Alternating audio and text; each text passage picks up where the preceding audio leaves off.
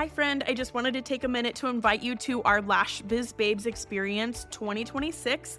This is a one-day all online event happening on May 2nd, and our theme for the year is going all in. We are shaking things up and doing it differently than anyone ever has before.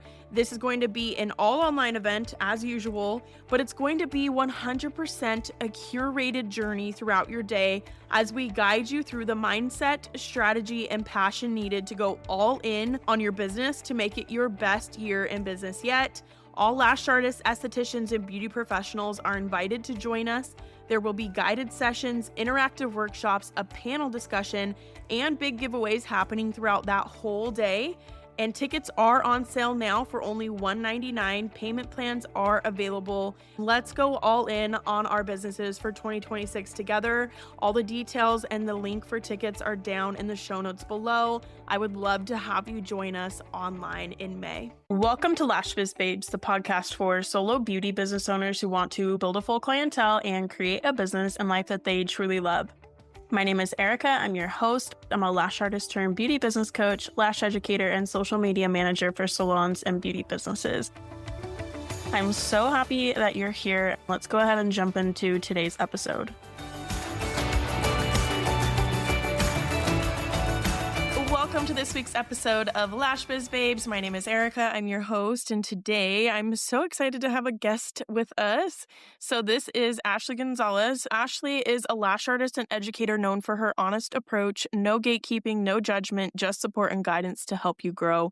With over a decade in the industry, she's passionate about educating others, not just to level up their skills, but to move the entire industry forward. Ashley believes artistry isn't about chasing trends to fit in. It's about finding your voice and building something that people will remember you by. I 100% agree with your bio because I feel like you're a helper, you're a doer, you're always trying to push the industry forward. And I feel like I've seen that just a tiny, tiny bit firsthand because the first time we've ever met was on Clubhouse, and it was 10 p.m. and you were like, yeah, I'm working on these mini courses, and you were working on them overnight, and you walk the walk. You put in the time and you put in the effort, and I love to see that. So welcome to the show. If you want to start out just by telling us a little bit about you and how you got started in the industry.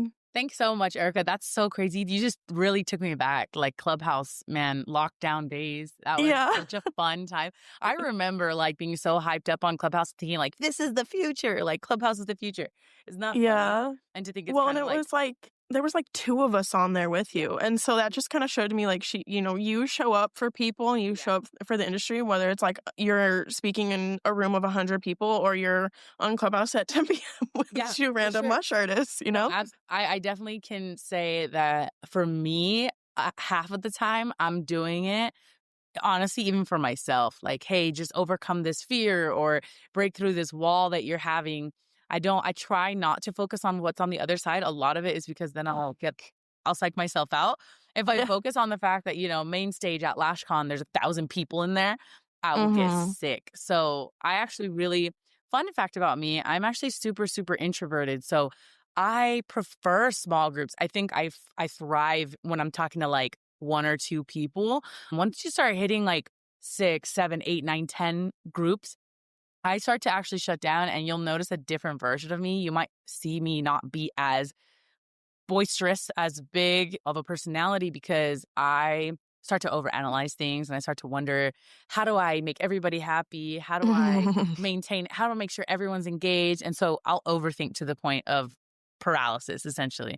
So I prefer 1 to 2 people because I can read your body language. I can pick up on social cues a lot quicker and make sure that everybody is having an equal amount of fun. I'm a Libra, so equality and, it's all making sense. Yes. It's just, it's at my core. I want everybody to feel like they have the same opportunities, and being in large groups, that makes it really difficult to do that. So that's a little bit about me. But as far as how I got into the beauty industry, it started with makeup. I was a teenager when I became a mom, and I very quickly developed under eye circles, and just my skin was dehydrated and all the things that having a baby does to you. And I was so young, and I remember thinking oh my God, this is not how I'm supposed to look. So I started playing around with makeup, fell in love with how it made me feel, even though I looked like an absolute clown when I looked back at myself. No. But I loved how it made me feel. And very quickly, I wanted to share that feeling with other people. My family members started asking me to do their makeup, and it really just grew from there. So I enrolled in esthetician school totally with the idea that I would do makeup and probably facials maybe. But at the time, what was this, 2016, lashes was really growing in popularity. So I took the class with no expectations, actually. In fact, I even remember saying, like, I'll never do this. Like, this is a nightmare. I think I got 10 lashes on my first model. And because you know how classes were back then, it was like, here's a 10-minute conversation about what lash extensions are. Now bring in the models. And that was my class. So I remember going home that day and telling my husband, oh, I'll never do this. This will never take. No one's going to want lash extensions. No one's going to pay money for this. But as many of us women do, I didn't want to fail at it. So I kept practicing and I kept just chugging along, even though I had no intention of doing it. And very quickly, I think because I already had a clientele of makeup clients, I had a really easy time turning them into my lash clients. Like they were like, oh, I want to try that. Like, what's the next thing? And I've heard from many people, from my family, friends, that business is kind of just my thing. I took really well to being an entrepreneur, to being a business owner. And I got to the point where lashes alone was making me anywhere from $3,000 to $4,000 a week. And I was like, why go back to school? Like, I always wanted to be a teacher. I was in college to be a teacher. And I remember always saying, like, okay, next month or next semester, I'll start. And I was like, man, why would I go back to school to be a teacher and make 50 grand a year when I'm making way more than that doing lashes? So that's kind of when I decided, I think I'm just going to stick with lashes. It's funny because a lot of people get into lashes, I feel like, with this idea of like making women feel pretty, which I definitely enjoyed. But I stuck with lashes because it made the most money. It made the most sense as far as my time went. It depends on the audience whether I share that or not, but I feel like here I can share that. Lashes made the most sense. They have to come back. They cannot do it themselves. It's addicting.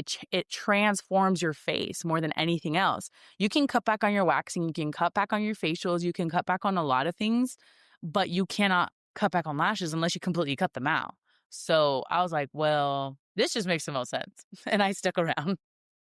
You're totally not wrong on that. Well, at least for some of the clients I had, even with like COVID pandemic and all that, they're like, I'm on unemployment right now and I don't know how I'm going to make rent. And they're like getting their lashes done.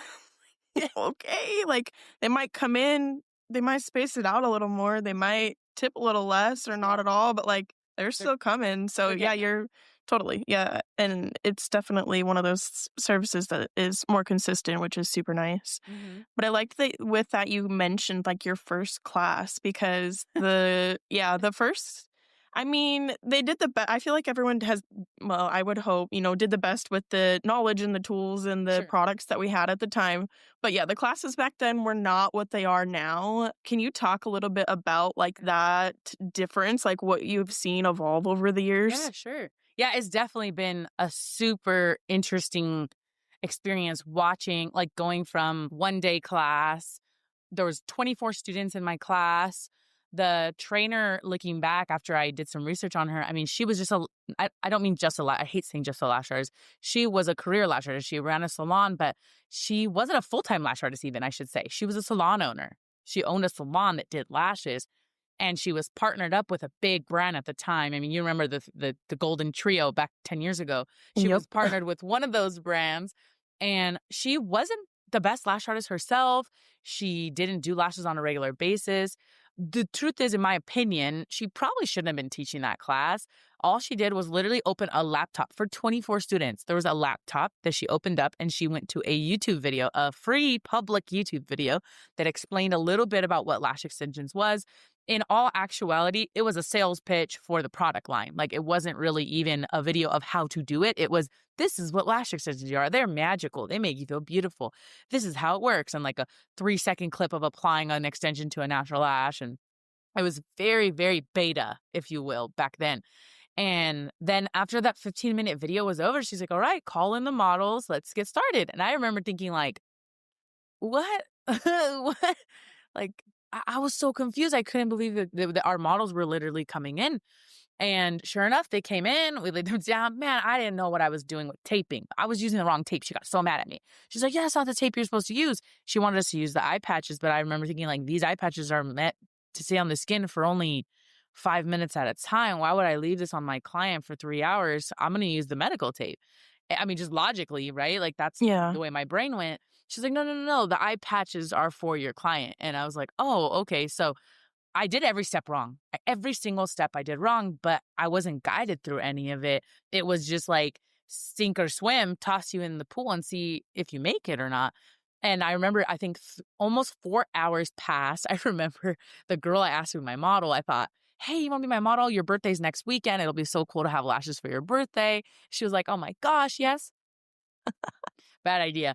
I probably if I got 12 lashes on each of her eyes in that 4-hour period, I'd be surprised. And they were all looked like this. They were crisscross. They were way too far out. Oh, that was the other thing. So I worked at a lash salon before I went to esthetician school. So I worked doing makeup. I didn't do lashes there, but I got a job in 2015 as a makeup artist at a lash salon that wanted to expand their services. I had a little knowledge of how lash extensions work just from working with the lash techs. I would watch them, I'd peek over, and it's kind of like how I decided if I was going to go to beauty school or not. So I had a little bit of understanding of how it worked, which was light years ahead of everyone in my class, right? So when I was placing them pretty close to the skin. Like I would say, I mean, probably within less than a millimeter away from the skin. And the trainer came in and she's like, no, no, no, no, too close, too close. You can't put it that close. And I was like, oh, well, I want them to last a really long time. So like, that's why I'm trying to get them really close to the skin. In my head, that made sense. I think of like hair extensions, right? They don't put them way down here. They put them close. And she was like, no, no, no, no, it's not safe. It's not safe. The glue shouldn't be near the skin. And I was like, oh, well, why are we using glue that shouldn't be near the skin if it's on the eye? And I just had so many questions that she couldn't answer for me. And she insisted that I place the lash about 2 to 3 millimeters away from the skin, which, as we know now, is not the best practice. But at the time, that's, what she wanted me to do. So there was just so many questions I had. I remember like other students. I remember one girl tripped as she was getting up to go get some water to rinse the lashes, and she had the tweezers in her hand. This is when we only had straight tweezers. And she fell and stabbed her client in the arm. Another girl glued her client, her eyes closed. It was just a nightmare. Like everything that could have gone wrong went wrong. And the trainer had no, how do you say, like, she just didn't have any knowledge of how to mitigate any of those problems that we had. And there was, like I said, one trainer for 24 students. And looking back, I should have seen it in that moment, what my future would be. I am today. I should have known that I would want desperately to be the change that I wanted to see. But in that moment, all I thought was, I never want to do this ever again. This is horrible. Lash extensions is a nightmare. There's no way this is going to last. That's what I thought of. But with my background in education, with my passion for helping people and creating solutions to problems that people don't even realize exist, it makes sense that I would end up where I am today, where my whole job is not only creating curriculum, but creating systems to help lash education be as smooth as possible. I'm just over here like jaw dropped. I've heard of some pretty nightmare classes. My first lash class back in like 2014 wasn't even that bad. So that's just crazy. Yeah. But like I told you, I don't think that class speaks for all classes. I genuinely think that it was just not the right trainer and just not a well thought out situation. That was the last time that company and that trainer was partnered with the school that I went to. That was their last one. So many people wrote letters asking for refunds, and it was pretty intense. I went on to start teaching classes at that school later because of the relationship that we had, but I don't think that speaks for all classes that were No, for sure. But the thing is, there were a lot of classes that were very poor like that, and like the ratio, like 1 to 24. I feel like when I was teaching classes, like 4 was like a lot, and it's like, how are you going to give them the one-on-one time that you need? Like, there's a lot that goes into it. I would consider myself a skilled educator, and I don't speak like that about myself often, so that's how you know. Like, I'm very confident in my ability to communicate and to manage a classroom, mostly because of the systems that I put in place. I don't think with a new skill like that, I don't think that anybody can manage a class size that large for Yeah. complete novices. I think if you're doing an advanced Yeah. class and you're teaching something very nuanced, maybe. But Or like a niche type of thing, like retention or something yes, that's it's not like from theory-based, the totally. start. Yeah, Yeah. I agree. But that was just irresponsible, honestly. I mean, 100% agree. Yeah. From a student perspective, like I can't I've helped students that feel like really overwhelmed when they're getting one-on-one support, like true one-on-one support. So I can't even imagine getting thrown into a class size that large and being like, I totally get your reaction to that. But I think that's where a lot of lash artists and students who take these classes or take even, up until today, if they take a poor class, they don't wanna keep doing it because they're not getting the proper education, and that kinda leads us into what we wanted to talk about today with, like, the future of lash education Yeah. and, like, how can we up the standard. From my perspective, like, I see in the industry all these really amazing educators who are doing a lot of things like you and, like, Trina with Yeah. Maven Artistry, Yeah. and, like, all these educators are doing really amazing things and pushing their curriculums forward. When I look at it at a smaller scope to, like, my local areas and things, the education is not there. The standard of extension quality is not there. I can see like how far, like, not just the industry as a whole, but just like lash artists at that beginner level have to go. And so Have a long way to go for sure. I yeah. think for me, when I look at, there was a pivotal point. I'll never forget this conversation that I had. It was LashCon 2021 when it was still in Pasadena, and I remember they had the circus themed party. And I just remember being there and just kind of like watching all the people. I'm a very much a people watcher, and I was just watching people like move around and like talk, take photos. It was just such a good time. And Cheryl Pang, who was the previous owner of Untamed Artistry, was there at the time. Yeah. Shannon was still working along her side. And so we were all just, us three were hanging out. We were kind of all like just collectively watching people. And I don't remember how the conversation came up, but Cheryl is a very deep thinker if you've ever talked to her. And She's so, been on the show before. oh, So okay, yeah. yeah, So I think she's that's one like, of our first episodes in case oh, anyone listening wants to go I back and listen to her. Love her. love her. I haven't listened to the episode, but I'm sure it's amazing because I Yeah. love Cheryl Pang. I love the way she thinks. I love the way she moves. And one of the conversation ended up developing, and she asked me, Ashley, what's your dream? That's such a classic Cheryl Pang thing to Yeah. ask, right? She's like, I what can is your hear her dream? voice saying it Right, too. right. I know. And she's like, what is your dream for yourself as a lash artist? Like if all your dreams came true. And I'd never been asked that before, and I had never really like consciously thought about it, right? We're all working and working and working, but sometimes we don't have a tangible like mark for ourselves to tell us that we've made it. And I sat there or stood there and I thought about it, and I realized like, wow. And I felt emotional as I was about to say the words because I think I knew subconsciously, but I never said it out loud. I want to teach people for free. Like I want to give free lash education. And I don't just mean social media because I think that's been kind of a thing, but I actually mean I want to host classes and teach for free. And I'm like, it sounds crazy saying that out loud, but there's one thing that I don't think I've ever said anywhere else. I don't think I've ever talked about this out loud, but I can say it now is there was a period in my career where I was teaching my 2-day lash course, which ended up becoming a 3-day lash course, but I had a beginner lash class that was $2,500 if you paid cash, $2,799 if you paid with a card. And I just remember I was making so much money. It was lucrative, honestly. In all honesty, it was lucrative to the point where I actually had conversations with my husband and like about, am I a bad person? Like, am I a shark? Am I like ugly? And I had feelings in my gut that felt like something wasn't right because it's such a large amount of money when a lot of these people don't have jobs. Or I had a girl sell her car so that she could take my class, and like just stories like that. I had a girl who actually hid money from her abusive husband at the time. And I had another girl who had her sister pay for her because she could and put it on her sister's credit card, and she made payments to her sister. Like I just had all these wild stories of people taking my class. And I got to this point where I started to wonder, like, am I like the devil? Like, how am I getting people, how am I possessing people to do this and give me their life savings essentially, or, just put so much faith in me. And I think that's what it was, like Yeah. just people putting so much faith in me. And I started to feel a sense of guilt. And I had to talk to my husband about it and be like, am I a bad person? I'll never forget his answer. He's like, no, because you help them. You're not selling them garbage. You are changing their lives. You have such a high success rate of taking somebody who's making minimum wage and then helping them get to the point where now they're, have their own apartment and doing all these amazing things. If you were selling them trash and calling it gold, then I would say, yes, you're a bad person. But you're selling them gold. And honestly, I think your price is not ludicrous. Your price is fair for what they're getting out of it and the way that you continue to support them for years after the class. And so it helped me a little bit, but there was still that little lingering sense of like, why does it feel wrong then? And I think what it really came down to is that my heart has always been to give for free if I can.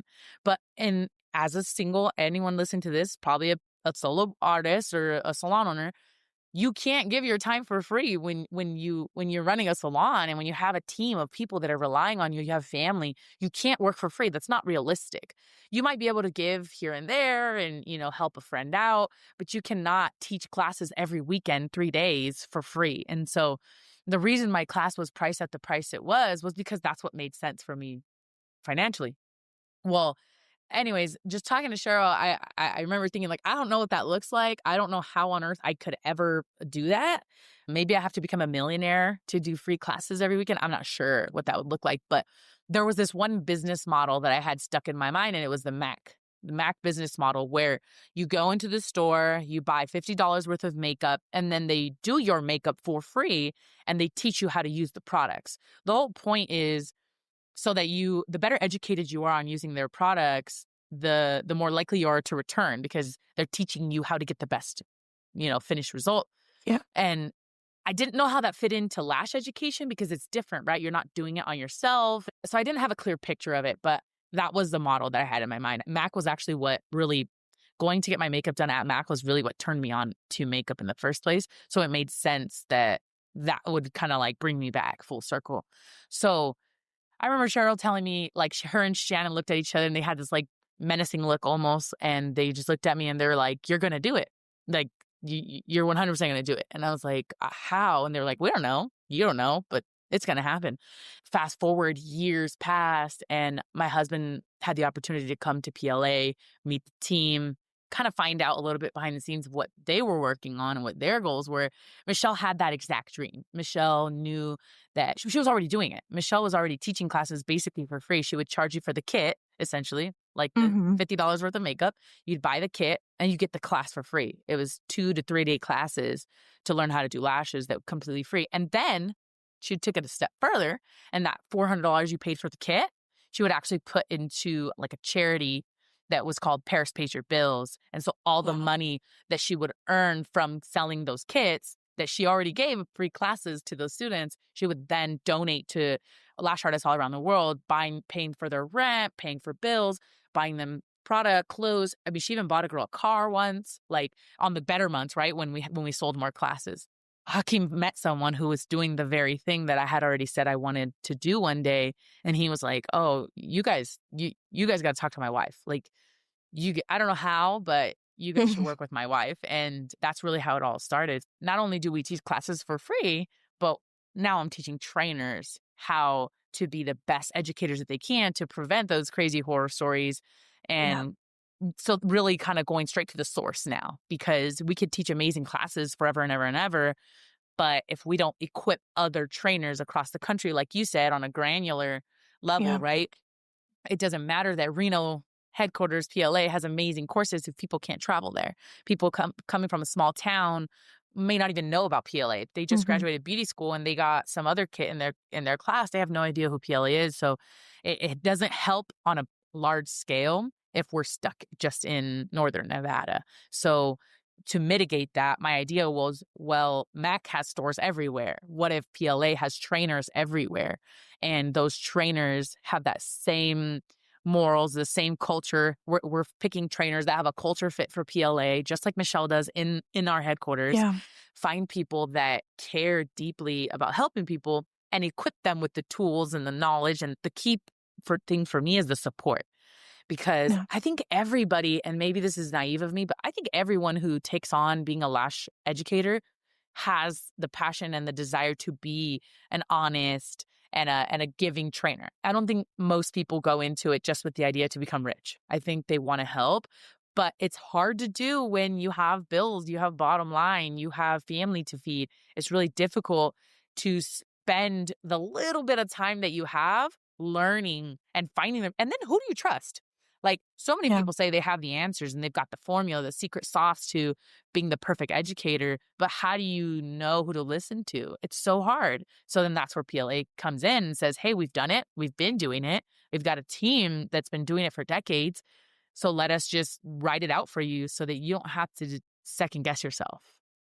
Absolutely. Well, and just a lot of people too, when they try to get into education, they're like, I don't even know where to start and like creating a curriculum and to be able to step into something that already has that structure in place for you. I can only imagine how much further ahead those educators will be than people like me who did it all by themselves, which there's nothing wrong with that. Absolutely. There's still many great artists or educators who have created their own curriculums and done all of that. Like I feel like I taught a great lash training, but it's Right. just the experience of that is so much different, I feel like. And I think it is really important to have educators who have that really high standard of classes because of exactly what you were talking about, where there's people who like are I'm going to sell my car, I'm in an abusive situation, like they're willing to pay that money because they want to change their situation, they want to change their life, and that's why they're willing to go to the links that they are, because they're like, this is the answer, this is the solution to what I'm facing right now, and that's going to be how they get out of that and how they better their lives. And I think that that's why it's so important if you want to get into lash education, you want to be a lash educator, that you are passionate about it and you are doing everything you can to make it the best training you can. I feel like it's an evolution type of thing. Like you're always going to get better. Some lash trainings are going to go smoother than others. You're still going to run into problems, but like you still trying to do the best for your students and show up the best for them because they are putting that trust and that faith in you, like you were talking about earlier, Yeah. which is why I love to see like what PLA is doing along with other lash companies as well, who are also like doing cool things to push the standard of education further across the board. Yeah, I think like we said earlier, there's so many questions that people have that they don't have the answers to.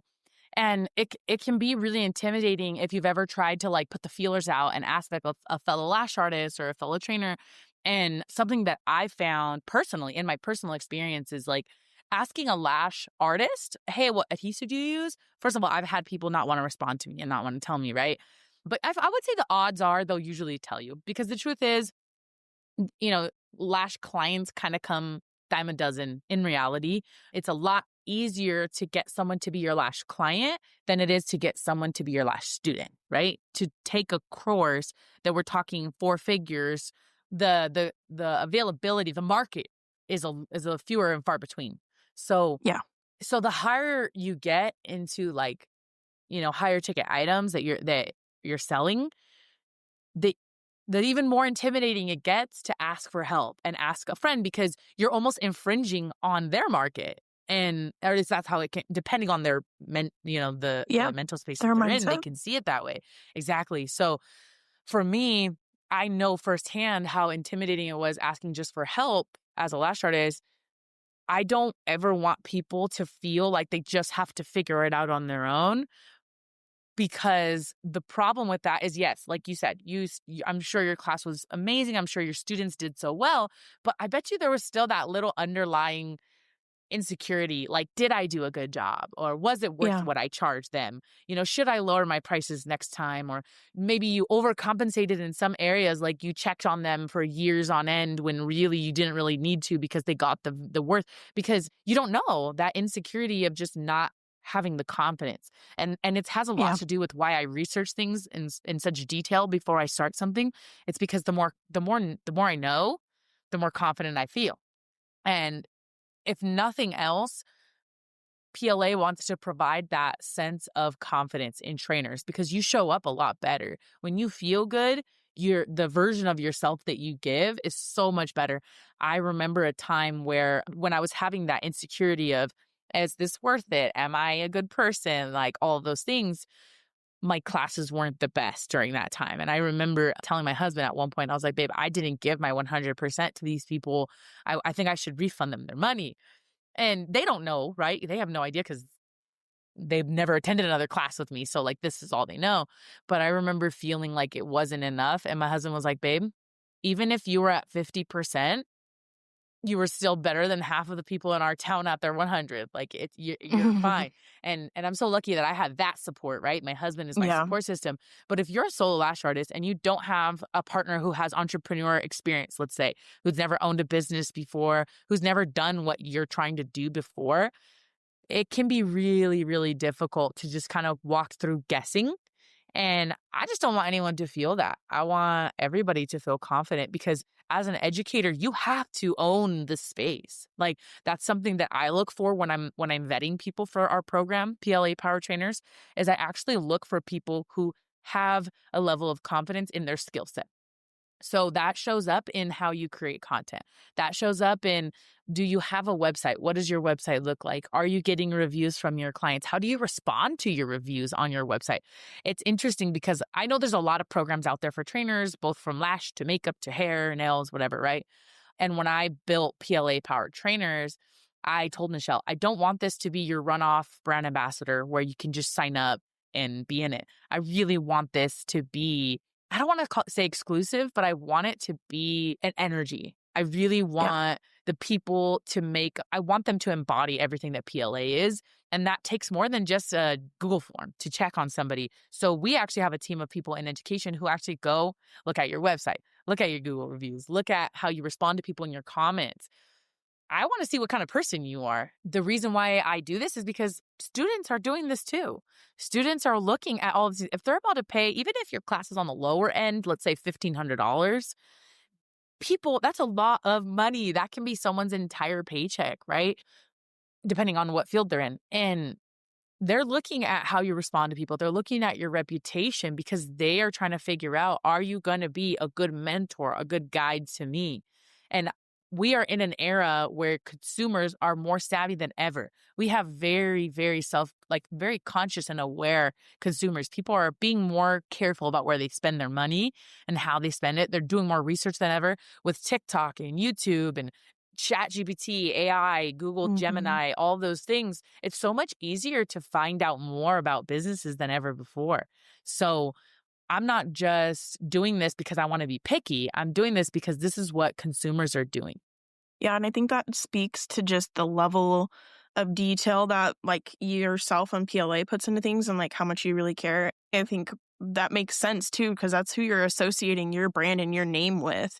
And to want to attach that to some random person who can just sign up on a Google sheet, that would be a no-go for me too. So like I love the attention to detail and the thought that you put into that. And I'm sure that carries over into the actual curriculum itself so that people who do sign up to be a part of it or to do apply to be a part of it are like they know that that's what PLA is all about. And No, and I would even argue it attracts that to you. Yes, I do. I agree. I have to say that I've noticed in comparison to, we have a lot of partnership programs. There's so many ways to partner with PLA. You can be a retail partner. You can be a wholesale partner. I mean, there's so many ways to get affiliated with PLA or just to get like a discount or whatever that looks like. I think there's a group for everybody, right? That depending on what your needs are. For me, I told you before, I want to make education better. I want to prevent those things from happening. And this is my thing. Everybody isn't going to be a PLA power trainer. That's just not the way the world works, right? We don't want that anyways, right? Like I've told you. What we can do is right now we have 42 trainers across the country. We launched the program in February. So it's been about 4 months. And I would say that's pretty big, pretty fast. But Michelle's goal is to like have a trainer in every county. Like that's the goal, is to have a PLA power trainer in every county across the country. And what that's going to do is, mind you, there's not one lash trainer in every county, right? You got multiple per city. My goal is to have them with such a high standard that the rest of the people have to get with the program. That if you're not offering what the PLA power trainers are offering, then you're not going to have as many students, or you're going to have to put your prices so low that you're going to get the people who don't really care about becoming a lash artist anyways. They're just doing it because it's Sunday and they feel like trying something out. And so that's kind of my goal, is to make this infectious almost standard, because it's just really reminiscent of like lash artists, for example. Mapping wasn't a thing when we first started. Mapping was not existing. Or at least in my class, we didn't cover mapping. Mm-hmm. Length was more like, if it's a long lash extension, long natural lash, put a long lash extension on it. And like that was the encompassing of mapping. And yet today we have anime, and you've got foxy eye, and you've got like all these crazy things. And it's really difficult to be a lash artist in today's market that doesn't map, even if it's intuitively. Maybe you're not drawing Mm-hmm. it on the eye, but hey, I'm going longer out here because I want to accentuate, I want to elongate her eye, whatever. You're mapping to an extent, whether it's physically or not. But that started somewhere. Someone started mapping, and then someone else started mapping. And then before you know it, it became the industry standard. And that's kind of there is no industry standard for education right now, aside from, I would say there's some loose ones. I would say for the most part, you get theory and then practical generally. And then usually classes for beginners, I'm speaking specifically, 2 to 3 days, I would say, is pretty industry standard, 2 to 3 days. But you do still see a lot of 1 day in beginner classes. And then I would say some sort of manual and a model, whether the trainer does it or you do it. I would say those 4 characteristics is pretty industry standard, but that's a low bar. That's such a Mm-hmm. low bar if that's our industry standard. We don't, outside of that, those parameters, we don't have anything. And that's what I'm trying to do. I would like to set forth an industry standard just like we did for mapping.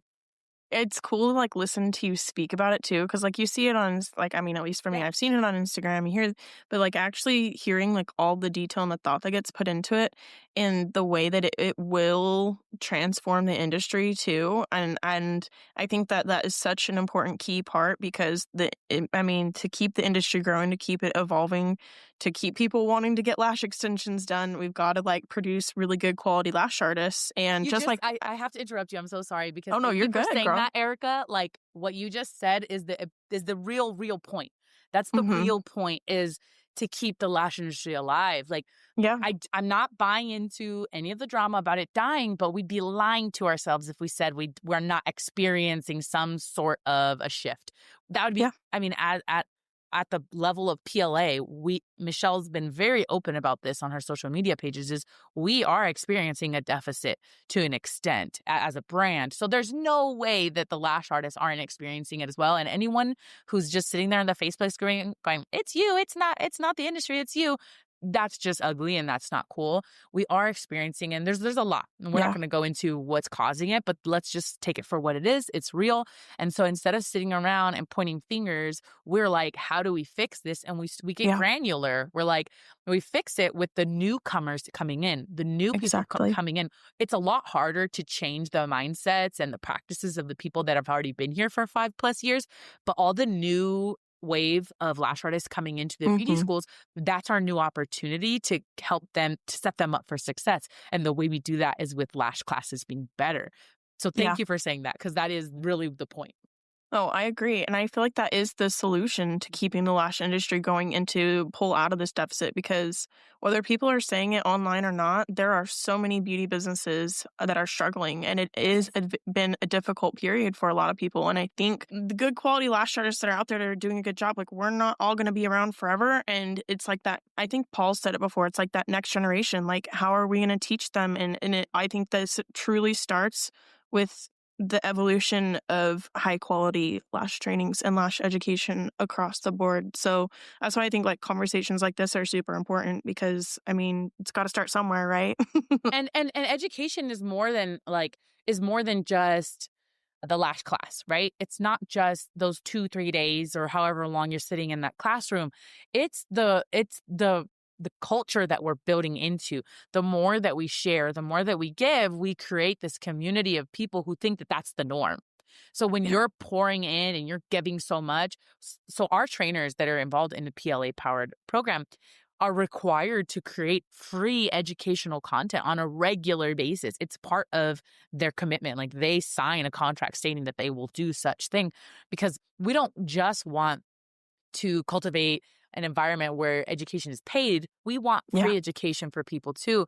And it's more than just a marketing scheme. It's a culture thing. Like we're trying to share that you can charge for classes, but you can also give free education at the same time.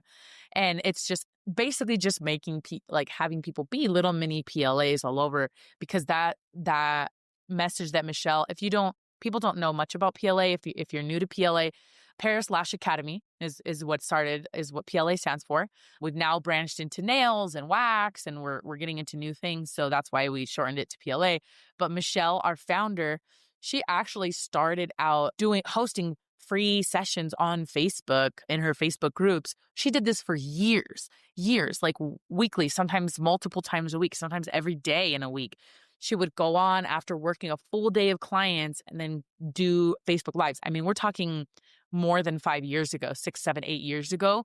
That wasn't the norm back then. Yeah, webinars and hosting free, sessions has become a lot more normalized today, but that wasn't back then.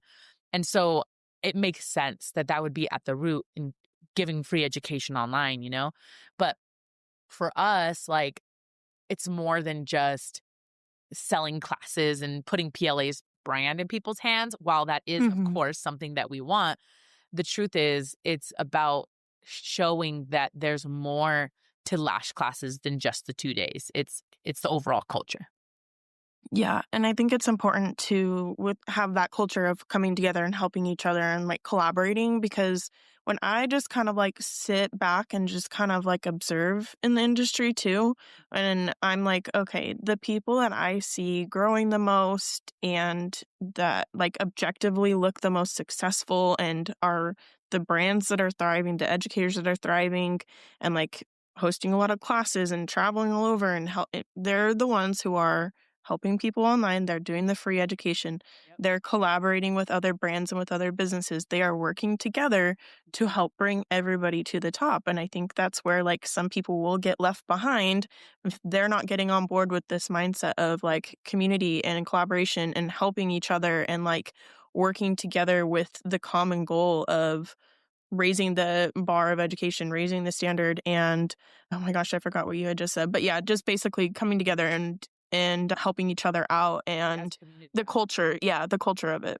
Yeah, I think that's a good place to start. Like if you're somebody who is kind of like trying to dip their toes into becoming a lash trainer and you're like, where do I start? You mentioned that, like a lot of people say that. I hear it all the time too. Like, where do I start? I think it's a good place to start. If you're not super confident with public speaking, or you don't even know how you would sell a class or where to price your class, like I would say start off giving free education, speaking to the people you want to speak to with your social media content. Anybody who says you don't need content for your business, it's a dated concept. Now, do you need to be a content creator full time? Do you need to do talking to the camera all day every day and go live every day? No, I don't think you need that to have a successful business. But we live in an era where people are consuming content at a crazy rate, and so if you want to be relative in the game at all, content is a huge factor that can help propel your business. So I highly recommend getting on the content train, even if that means not showing your face. You don't have to show your face. Now, I will say that showing your face does create a new level of trust and connection with your audience. So especially when you're trying to sell high ticket items like courses, right? The more money you want from someone, the more trust you need from them. And it's a lot easier to get someone to trust you when you're looking them in the eyes, even if it is through a screen. So I do encourage people to make content if they can, if they're willing, if they're able to make content that is talking to the camera, answering their questions. Now, here's the caveat though. I don't want people to make content educating lash artists or aspiring lash artists if your business isn't already kind of stable on its own. If your lash service business isn't stable, we actually will not accept anyone into our program if your lash business is, and we will look at your booking site. If you have availability for a full set today, tomorrow, and basically any day moving forward at any time, really, you're not being accepted into our program. And the reason why is because we don't want you to become a trainer for the wrong reasons. If you're not steady in your business, there's something missing. And whether that's maybe your skill set needs growing, or maybe it's your customer service, maybe it's just your business management as a whole, think of becoming a lash trainer as a whole new business. A lot of people think trainings is an extension of a service of being a lash artist. It 100% isn't. You're talking to a different market. Now, there is some overlap. Sometimes some of your clients are like, oh my God, I'm so inspired by her. I love her so much. I love her life. I want to live it. You'll get a few of those. But for the most part, you're speaking to different audiences. And so it's a new business. Think of it as a startup. In order to have a startup, you need capital, you need funds. And now sometimes you have an investor, maybe your husband, your family, or something like that. But for the most part, you're funding it yourself. And so a lot of startups start up with people working at a coffee shop just to fund their business. So your lash business should be pretty steady.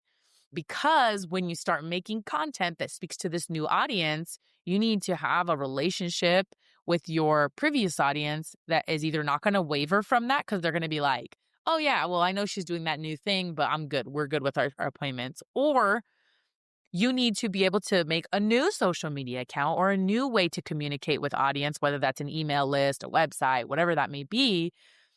And you need to have the time, the freedom, the capacity to be able to pour into both of those avenues that you're communicating with people. So whichever way you go, whether you decide to keep it all centralized or you decide to split it, either way, you cannot have a business that's on rocky foundation that's struggling to exist if you want to really do well in the other. So I would say definitely communicating with your new audience, with your aspiring students, but also make sure that you have that solid foundation. Those are my two big things if you're trying to get started as an educator. I'm glad you brought that up because I feel like sometimes people will get into lash education because their lash business isn't working out and it's a last-ditch effort and their lash business is struggling. So it's okay, I'm going to teach some lash classes to try and make money and try and do better. And it's like, if that's struggling, like the next thing you do is going to struggle as well. Or like I see it too sometimes where people like want to add on a new service, which adding a new service is great. But if you're struggling with the one and you can't keep that going and consistent and get clients for that, like how are you going to do that for a new service? So it's not just like a patch solution fix all for a struggling business. So I'm really glad you brought that up because I don't think I hear very many people talk about that I see part it all the at time, all. Erica. I see it all the Yeah, time. I And can only imagine. and it's like, and it's one of those things. Okay, here's the thing though. Okay, let's be real here. Let's be super real. That's something that you're always going to get from me. You may be a better educator than you are a lash artist. And that can be a real thing. There's that saying, and I hate it, but sometimes it's true, where those who can't do teach, because it's a frustrating thing, but it is very common. You see coaches, for example. You see a lot of, when you look at like NFL, NBA coaches, a lot of times they were never themselves in the NBA. They paid in college, they paid, for university, but they were never in the NBA. But yet they go on to become these, legendary coaches that have buildings named after them and such, right? Mhm. That's a thing. You still need a whole nother set of skills to Yep. to be a successful trainer, right?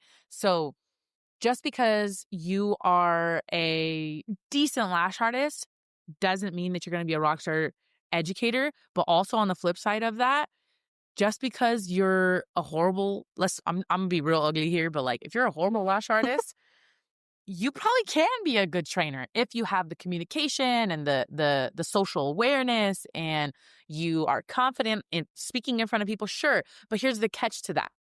You want to be at least decently successful business owner, because being a lash trainer is still a business. So, because I have heard that argument, and that's why I wanted to make that point. Sure, you don't need to be the best lash artist to be a good trainer, but you need to be a good business owner.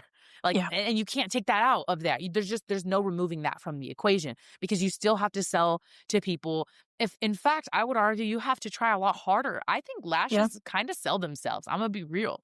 Lash services sell themselves because you're at work and you see all your coworkers that have beautiful lashes. You see how confident they look. Now I'm going to actively seek somebody to do my lashes. Whereas generally speaking, most people aren't just walking around being sold the life of a lash artist. If they are on TikTok, maybe they're seeing, the glamorous, I'm on a yacht because I became a lash artist, right? But guess what? They're buying their class, not yours. They're going to buy their ebook. Yeah. They're going to buy whatever it is that person is selling. So you have to be a salesperson. You have to have systems. That's the other thing. I remember, man, there was a period when I was a trainer where I would invite people to come to my lash academy, and see it. I would have a kit set up, a book set up. I would have like the whiteboard set up and like the projector and all of that. I would have everything set up as if class was really going to come and like as if class was really going to be that day. And I would let them come in and just like check it out and see where they would learn. And it was such a good way to get people in. Man, it was so easy. Once they were in there, they were like, sign me up, take my money, right? Because they felt like they were there. They're like, oh, this is what I want. And I remember that was free time I was giving up though. Sometimes they didn't. Sometimes they were like, okay, I'll let you know. And then they'd never call me back. So you have to have systems in place to follow up with them. You have to take that time to set those things up. You have to have kits pre-made. You have to have a certificate that says your name here so that it makes them feel like, they're going to be there. There's so much that goes into, there's so much more prep work and more convincing essentially that you have to do to sell high ticket items. And if you're not an organized, well-oiled machine, essentially, as a business owner, you're going to struggle. You may get, in the beginning, you might get 1 or 2, 3, maybe even 4 or 5 students that sign up with you just because they really like you as their lash artist and they just think they want to be like you or whatever. But then it's going to fall flat. You're going to get those handful of students and then you're never going to get any more.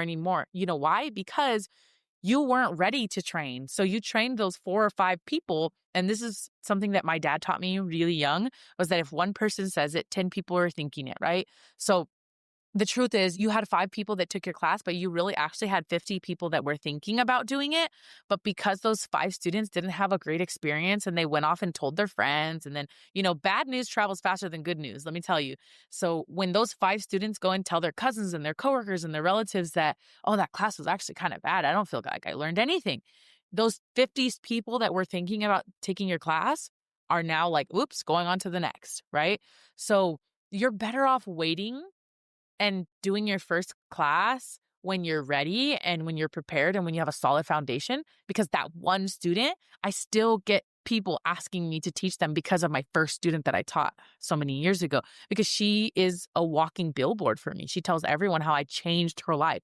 The trajectory of her life for her children will never look the same thanks to the class that I gave her. And that just lives forever. So I just feel like, yes, you might have 20 people in your DMs asking if you do trainings right now, but if you're genuinely not ready and you don't have a support system or you don't have a way like with PLA power trainers to set yourself up for success, you actually could be hindering your success as a trainer.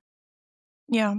100% agree, because like you were saying, it's same industry, it's a new business, and you still have to have that business foundation to grow on. Otherwise, it's like maybe you could get a little bit of growth, but it's going to fall apart at some point because you don't have that foundation to be building on. So this has been such a good conversation. I just am like, oh man, we could talk about this all day. For sure. I know. I love this stuff. Business and education are like my 2 favorites. I love that. So we're just gonna wrap it up, and you are a mom as well. So all of my mom guests, I'd like to kind of just ask, and it's so hard sometimes because I'm like, what's one tip for like, moms out there? And it's such like a broad question because you could say so many different things. But like, if a mom is listening to this and they're struggling right now, or they're having a hard time with, that quote unquote balance of being a mom and being a lash artist, what would you say to them? That fairy tale balance, because let's be real, it's not real. I would say that, and it's such a cheesy thing, but it's real. Like, what are you doing this for?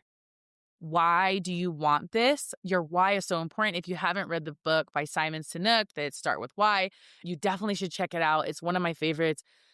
Knowing why you're doing what you're doing helps set that foundation. We talked about that a lot. Set the foundation for your growth. And sometimes you have to dig. And that's why the book is so special, because you may not know what your why is, right? You might think your why is your kids, but like, why? But what about your kids? Like, you have to get super, super deep. And for me, I know what I want. I have a clear vision of what I want for my kids. I have this vision that one day my daughters are going to be, I don't know, at a baseball game, at a library, at a bar. I don't know. They're going to be somewhere in public by themselves with some friends. I don't know. And someone's going to start a conversation with them. Maybe it's a boy, maybe it's a girl. I don't know. And they're just going to talk and they're going to start to vibe and they're going to end up finding common ground. Like as we do as adults, we're like, oh, where'd you grow up? Right. And my daughter's going to say, oh yeah, my mom like taught lash classes. Like she was a lash artist and taught classes. And that other person is going to connect with them immediately and say, who's your mom? and they're going to say, her name's Ashley. And they're going to realize that, oh my God, my mom took your mom's class and moved us out of the ghetto. Like we didn't live in the hood anymore. Or my mom was able to live a happier, fuller life. And like my daughter is going to live, I have 2 daughters, but they're going to be so proud, like that I made the choices that I made, because so many of us have parents where that's not the case, where you avoid saying who your parents are, or you just kind of keep it quiet because you don't want people to know that you're associated with those relatives. And my kids are going to have a totally different experience. And I want them to then try to recreate the same thing for themselves. A legacy, essentially. That's what I'm trying to do, is create a legacy for my kids and for anybody who ever works with me. So the reason why that's important to know that is because sometimes we get so obsessed with work. We get so obsessed with that next project and or being the best at what we do, and we just put in endless hours. And if my goal is to just have a legacy, I don't need to work 24 hours a day. I don't need to attend every single show. I don't need to impress every single person. Sometimes we get so obsessed with doing it all, but I've probably already done the thing that I want that's going to affect my kids later. So knowing what your why is and like really owning it and being okay with it is so important, because it'll allow you to not feel like you need to do everything all the time. Unless your why is doing everything all the time, which I don't know why that would be your why, but I just think it's really important to know why you're doing what you're doing and never veer from it. And anytime you're confused or you're uncertain on like your next step, you go back and be like, okay, does this get me closer to my why? If it doesn't, then maybe I don't stress about it. Yeah. I love that yours is so clear and so specific. And like, I think that's extremely important, because especially on those hard days where you're like, or at least I've had hard days where I'm like, in the past, like, let's look up on Indeed and look up jobs. And it's just like, wait, no, like this, I need to, stay really focused. When you have that really clear why, that's what keeps you going. So And the thank cool thing you for for me, sharing that. Erica, is like, even if I take that somewhere else, like, and I think that's cool too, it shouldn't be tied to where you work or what you do. Like, that can be if I go and work at the grocery store. Like, Yeah. that doesn't change. So, yeah. Thank Yeah. you. But it like keeps you going on the hard days for sure. So I love that.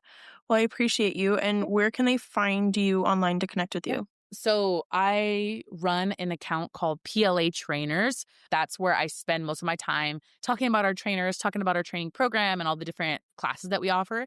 But if you want to actually just, check out what I personally am up to, Lashley G, LASHLEYGEE is where I mostly live. I spend a lot of time in stories, full transparency. I don't post on my page a lot.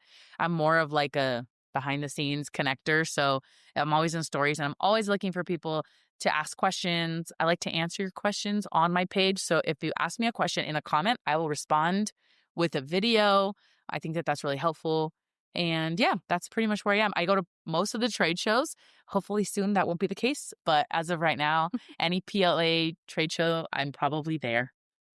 Love that. Well, I will put all those links in the show notes too, so you guys can you. connect easily. And hopefully I will be at a show with you at some point. Yeah. I'm like Yeah. in that mom phase where I'm like, I have to pick like two, maybe 3 a year to prioritize going to right now. Yes. And I wish I could go to it all, because the FOMO is so real and so strong. But yeah, it would be fun to see you again. FOMO of your kids' lives will be way worse. Yeah, So. no, absolutely. And it's so hard, because when I do go to them, they're like, wait, what? They're so confused, because I'm usually always working at home with them. And they're like, wait, no. Anyway, I love it though. But it's always fun to see you in person. Yeah, for sure. Thank you so much, Erica. Okay. Well, thank you. I appreciate you.